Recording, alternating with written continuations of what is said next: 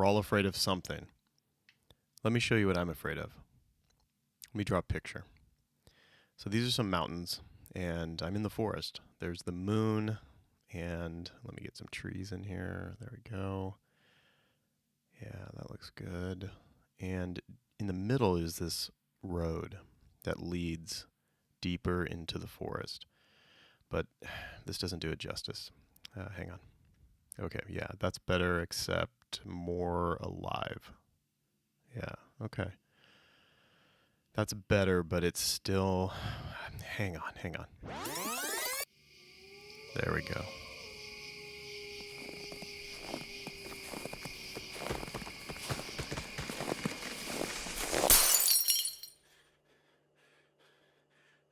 So I have been having a variation of that nightmare since I was a child. I have no idea where it came from. I have no idea what it means. I've never had it psychoanalyzed. I've never told a therapist about it.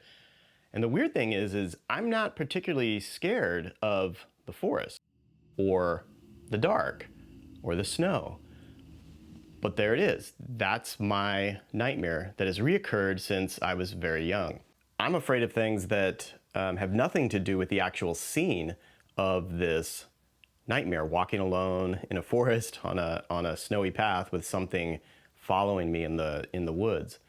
I'm not afraid necessarily of that, but in my head, I roll all my other fears into this image, this short little movie that plays in my head. You know, as you get older, as I've gotten older, I should say, I've done a lot of thinking and a lot of confronting certain aspects about myself. And what I've realized somewhat recently is I've spent a lot of my life being afraid. Look, ever since 9/11, the United States has been living in pretty much in a state of perpetual fear. Our politicians, our social media, our regular media does a pretty good job of spreading this fear that we should see people who are not like us as scary for some reason. You know, we live in this constant surveillance state now to where everything you do and say is captured by our governments across the world, analyzed for any sort of data, and then they sit back and decide, are you an enemy combatant? Are you working with ISIS? Are you part of some government that is trying to sway elections? Don't forget the various foreign wars that are still being waged across the globe. Thousands of servicemen and women are living in daily fear that they may never see their loved ones again.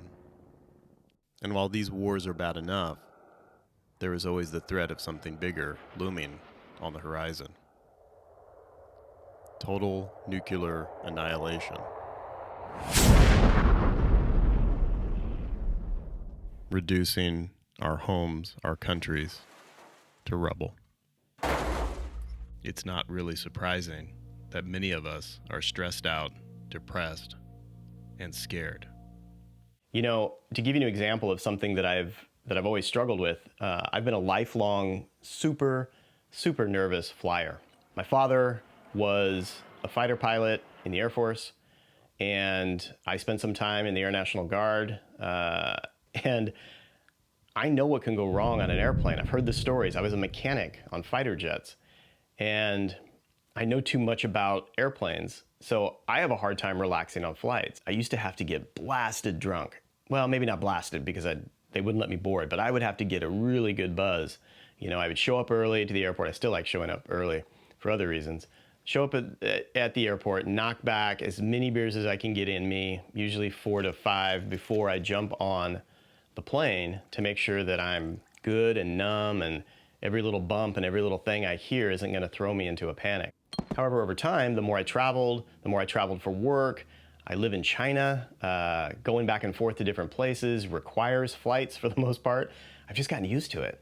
And now, sometimes I'm asleep before takeoff, which would have never happened before in the past. So, taking this one example of something that I was deathly afraid of and how I've been able to overcome it, I started thinking about these other irrational fears that I have out there. And how can I conquer them? What work do I have to do? So as I move into the last half of my life, I don't feel like I'm held back.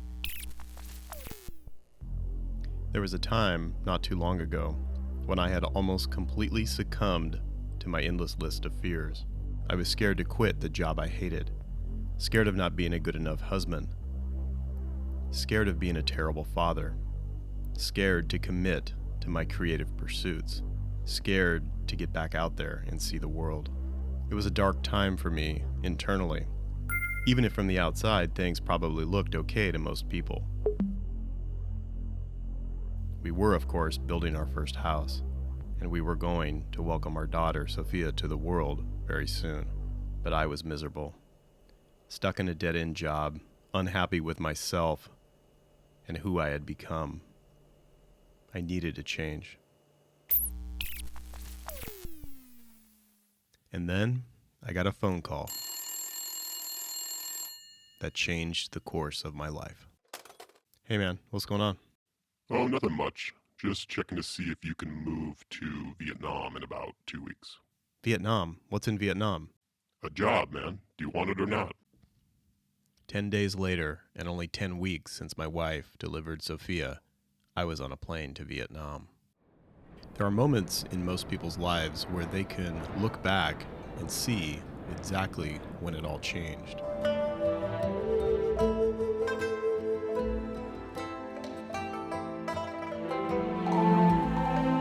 Regardless of the natural beauty, most of my friends and family thought I was insane. Moving halfway across the world with a brand new baby.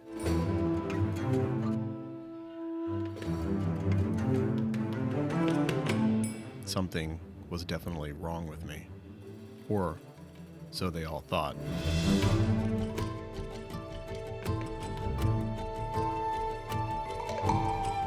And in a way, they were right. There was something incredibly wrong with me. And taking a chance, embracing my fears, to move to a foreign country cured me.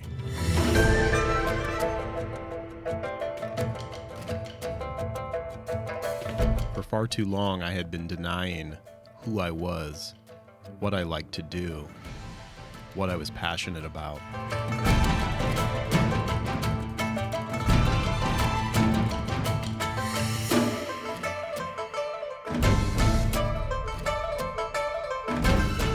Even though it took me many years to fully integrate everything I learned by living in Vietnam, when I look back, there is absolutely no doubt in my mind that that is where my real life began. And that doesn't mean that everything has been perfect since then. Life just doesn't work that way. But what moving to Vietnam taught me is that I can figure pretty much anything out if I just work at it.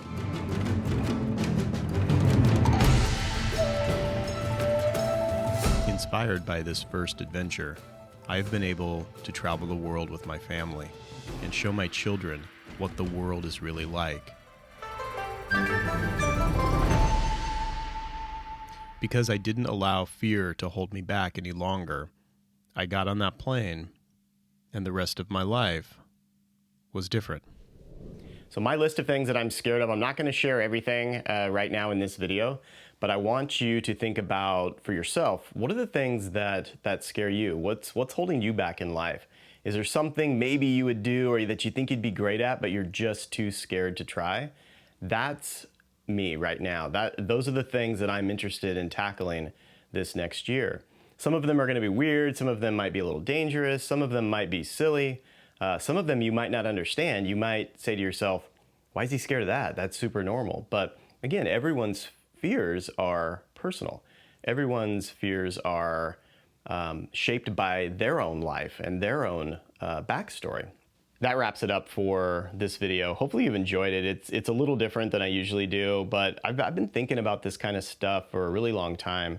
And I just kind of decided 2020, nice even number, sounds good, has some significance. We're moving into a new decade.